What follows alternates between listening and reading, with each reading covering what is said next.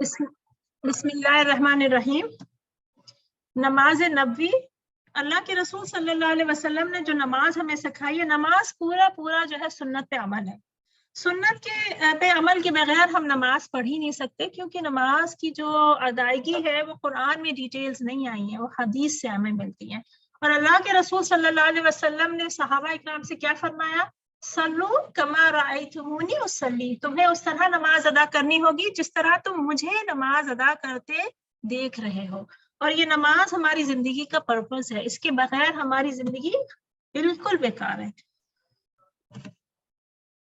नमाज की फजीलत के बारे में अल्लाह के रसूल सल्लल्लाहु अलैहि वसल्लम सूरह ताहा में अल्लाह ताला ने, पहली चीज तो अल्लाह ताला ने सूरह ताहा में हमें जो बताई है, अल्लाह सुब्हानहू ताला ने अपनी पहचान करवाई है। पहचान क्या है? अऊज़ु बिल्लाहि मिनश शैतानिर रजीम, इन्ननी अनल्लाहु ला इलाहा इल्ला अना फअबुदनी व अक़िमिस सलाता लिज़िक्री, बेशक मैं ही अल्लाह हूँ, मेरे सिवा इबादत के लायक और कोई नहीं, बस तू मेरी ही इबादत कर और मेरी याद के लिए नमाज कायम रख। तो ये अल्लाह का हुक्म है। क्या अल्लाह ताला फरमाते हैं कि बेशक मैं ही अल्लाह हूँ, मेरे सिवा इबादत के लायक और कोई नहीं, बस तू मेरी ही इबादत कर। और इस इबादत को किस तरह कर? और मेरी याद के लिए, वअक़िमिस सलाता लिज़िक्री, मेरे जिक्र के लिए नमाज कायम करो। सब नमाज सबसे बड़ा जिक्र है। अल्लाह के आगे अल्लाह का जिक्र में सबसे पहली चीज क्या आती है? नमाज आती है। और इसमें भी क़याम में यानी सूरह फातिहा और उसके बाद जो हम सूरा पढ़ते हैं। अल्लाह सुब्हानहू तआला ने मेराज की रात में 12 रात रसूलुल्लाह सल्लल्लाहु अलैहि वसल्लम को नमाज का हुक्म दिया। मेराज की रात में अल्लाह सुब्हानहू तआला ने 50 नमाजें फर्ज करी। जब अल्लाह के रसूल सल्लल्लाहु अलैहि वसल्लम मेराज पे गए तो सातों आसमान को क्रॉस करके सिदरतुल मुंतहा के एंड पे, जहाँ पे इब्राहिम अलैहिस्सलाम 7वें आसमान पे थे, वहां पहुंचे। वहां पे एक अल्लाह ताला ने एक मकाम बनाया है जहाँ पे फरिश्ते आके, जो जैसे खाने काबा हमारे लिए है वो उनके लिए है। और वहां पे अल्लाह के रसूल इब्राहिम अलैहिस्सलाम से उनकी मुलाकात हुई। वहां पे फरिश्ते आके विजिट करते हैं हर रोज। उस घर को 70,000 फरिश्ते आते हैं और वो फरिश्ते दोबारा कभी लौट के नहीं आते। अल्लाह के ने, इससे हमें अंदाजा लगेगा कि कितने फरिश्ते अल्लाह ने बनाए हैं। और उसके ऊपर फिर जब अल्लाह ने रसूलुल्लाह सल्लल्लाहु अलैहि वसल्लम को उसके ऊपर बुलाया तो जिब्रील अलैहिस्सलाम भी एक हद के बाद रुक गए। और जो सिदरतुल मुंतहा है, उस पेड़ की एंड के बाद अल्लाह से मुलाकात हुई, लेकिन अल्लाह के रसूल सल्लल्लाहु अलैहि वसल्लम ने अल्लाह को नहीं देखा। क्योंकि अल्लाह के रसूल सल्लल्लाहु अलैहि वसल्लम की हदीस है, हज़रत आयशा फरमाती है कि कोई ये कहता है कि अगर अल्लाह को देखा रसूलुल्लाह सल्लल्लाहु अलैहि वसल्लम ने तो वो गलत है, क्योंकि अल्लाह इज सराउंडेड बाय लाइट। अल्लाह की जो चादर है वो नूर है।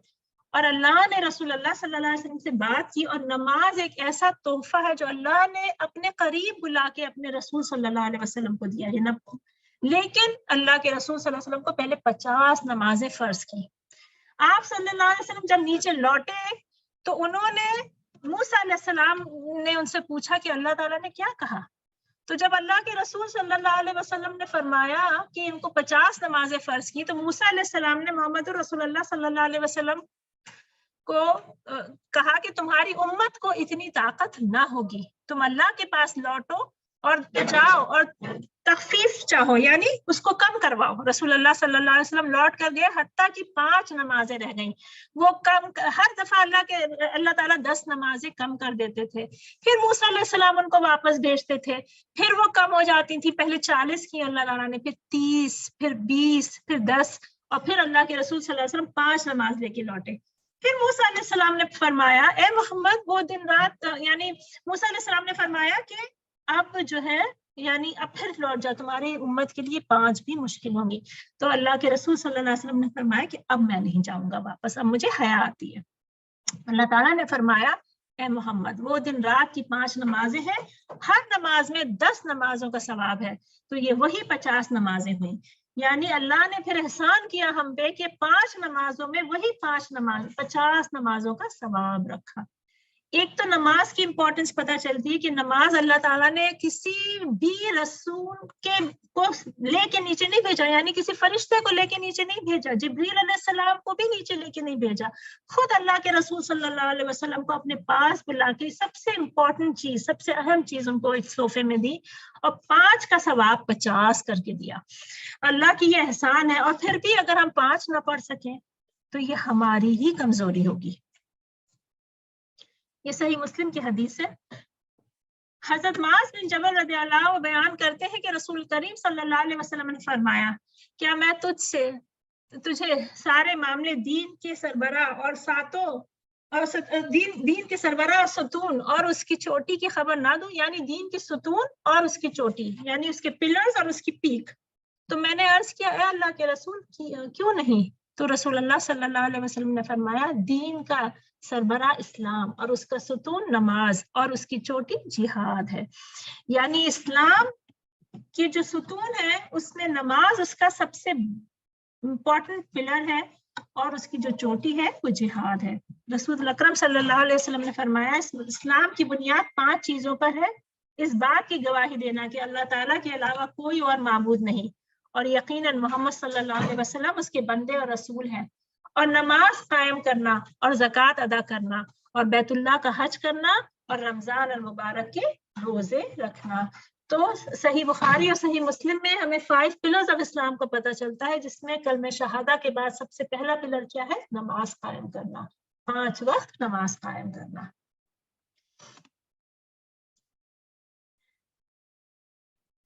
اور نماز کے بارے میں سورہ عنکبوت میں اللہ تعالیٰ فرماتے ہیں، بے شک نماز بے حیائی اور منکر باتوں سے روکتی ہے۔ ان الصلاۃ تنہی عن الفحشاء والمنکر ولذکر اللہ اکبر واللہ یعلم ما تصنعون۔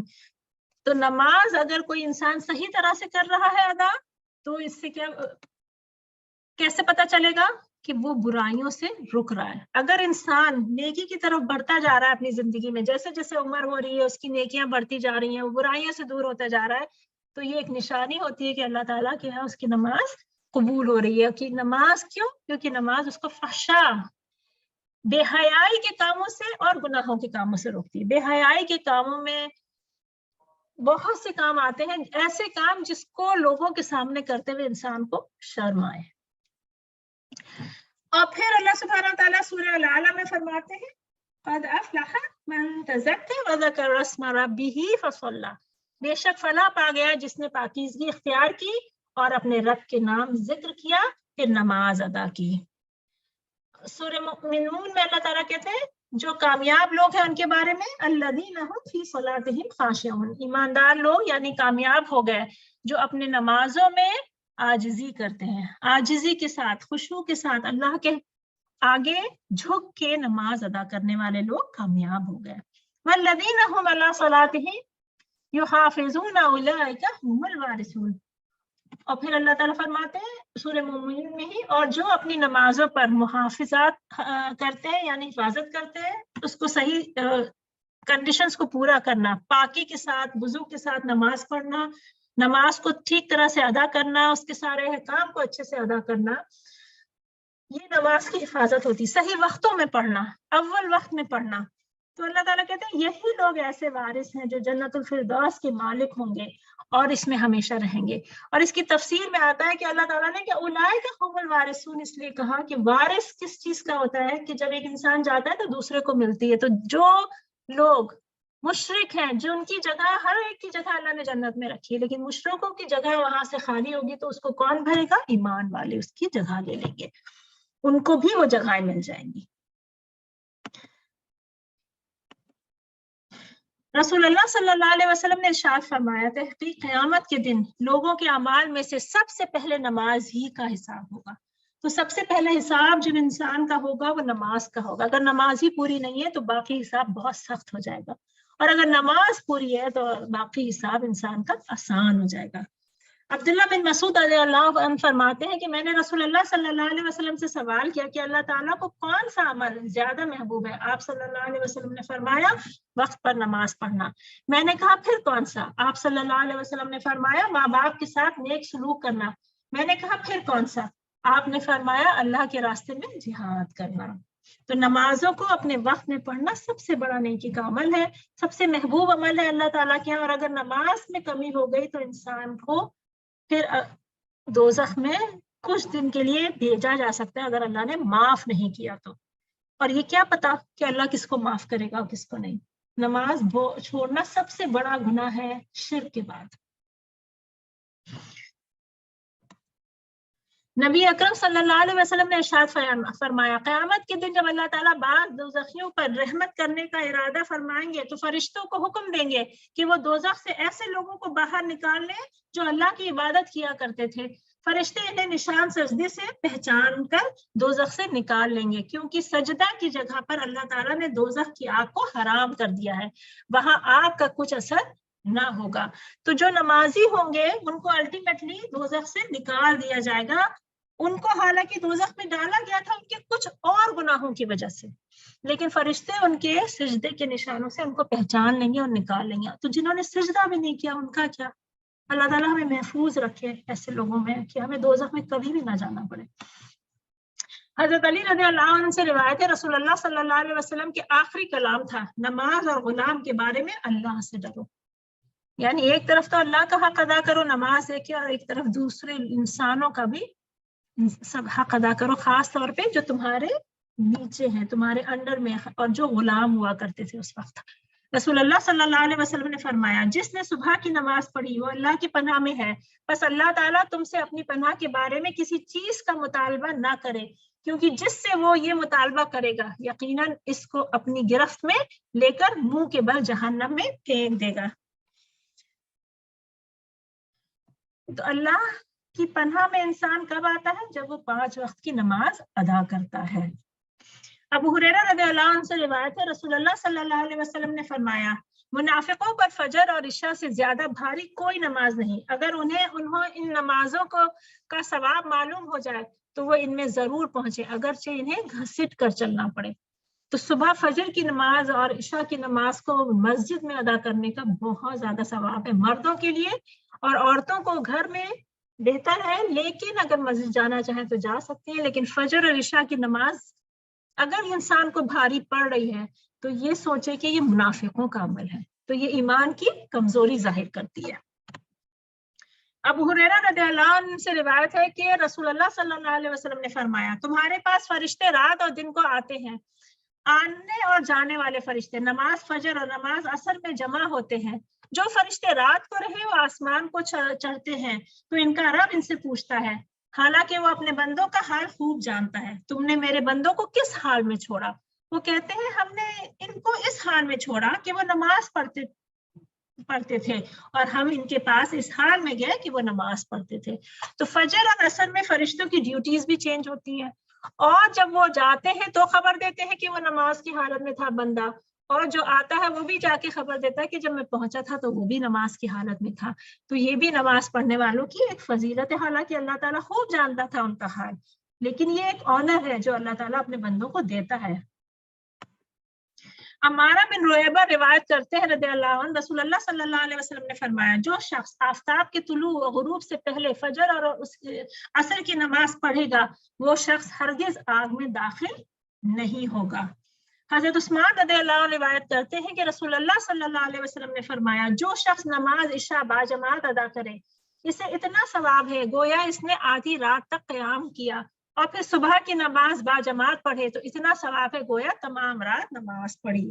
تو جس نے رات کی نماز مسجد میں ادا کری عشاء کی اور فجر کی نماز مسجد میں ادا کری تو اس طرح ہے جیسے کہ اس نے پوری رات نماز پڑھی. ابو ذر رضی اللہ عنہ سے روایت ہے کہ رسول اللہ صلی اللہ علیہ وسلم جاڑے کے موسم میں نکلے, پتجھڑ کا موسم تھا, آپ صلی اللہ علیہ وسلم نے ایک درخت کی 2 شاخیں پکڑ کر انہیں ہلایا تو پتے جھڑنے لگے. آپ نے فرمایا اے ابو ذر, میں نے کہا اے اللہ کے رسول حاضر ہوں. آپ صلی اللہ علیہ وسلم نے فرمایا مسلمان جب نماز پڑھتا ہے اور اس کے ساتھ اللہ کی رضا چاہتا ہے تو اس کے گناہ اس طرح گرتے ہیں جس طرح اس درخت کے پتے جھاڑے ہیں. یہ مسند احمد کی حدیث ہے. ابو हुरैरा रज़ियल्लाहु अन्हु से रिवायत करते हैं कि रसूलुल्लाह सल्लल्लाहु अलैहि वसल्लम ने सहाबा से फरमाया, भला मुझे बताओ, अगर तुम्हारे दरवाजे के बाहर नहर हो, तुम इसमें हर रोज 5 बार नहाओ, क्या फिर भी जिस्म पर मैल बाकी रहेगा? सहाबा ने कहा नहीं। आपने फरमाया, ये मिसाल 5 नमाजों की है, अल्लाह ताला इनके सबब गुनाहों को माफ कर देता है। अबू हुरैरा रज़ियल्लाहु अन्हु से रिवायत है कि रसूलुल्लाह सल्लल्लाहु अलैहि वसल्लम ने फरमाया, 5 नमाजें इन गुनाहों को जो इन नमाजों को के दरमियान हुए मिटा देती है, और इसी तरह एक जुमा दूसरे जुमा तक के गुनाहों को मिटा देता है, जबकि कबीरा गुनाहों से इज्तनाब किया जाए। यानी एक नमाज से दूसरी नमाज के बीच के माइनर सिंस माफ हो जाते हैं अगर इंसान पाबंदी से नमाजें पढ़ रहा हो। मेजर सिन तौबा से माफ होते हैं। आज इंशाल्लाह हमने ये फजीलत नमाज की करी है, आगे का हिस्सा इंशाल्लाह नेक्स्ट वीक में करेंगे। इसमें कोई डाउट्स हैं तो फिर पूछ लें, नहीं तो इंशाल्लाह नेक्स्ट वीक फिर मिलते हैं हम लोग। चलिए इंशाल्लाह फिर नेक्स्ट वीक मिलते हैं। सुब्हानक अल्लाहुम्मा व बिहम्दिका नशहदु अन ला इलाहा इल्ला अंता नस्तगफिरुका व नतूबु इलैक। अस्सलामु अलैकुम व रहमतुल्लाहि व बरकातुहू।